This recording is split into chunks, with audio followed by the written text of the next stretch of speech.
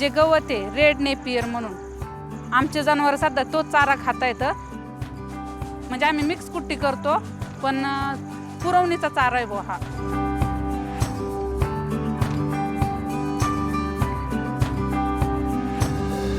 हे गवत आम्हाला अमित कारलेनी वॉटर संस्थेकडून मिळवून दिलेलं आहे. हे गवत लावलेलं आम्हाला 4 महिने झालेत कंप्लीट. तर त्याच्या आतापर्यंत आम्ही 2 कापण्या केलेल्या आहेत. आणि हे गवत असं कापणी करत करत थोडं लांबपर्यंत गेलं की मागे लगेच त्याचा फुटवा होतो.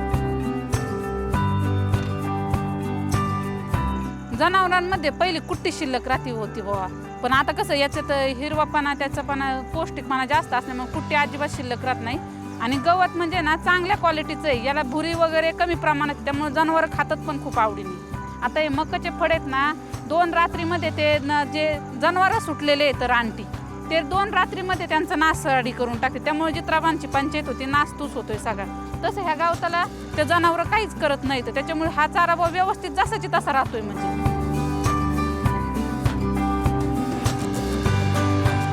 हे खायला जनावरांना खूप पौष्टिक आणि दुधाचं उत्पन्न पण खूप छान होते.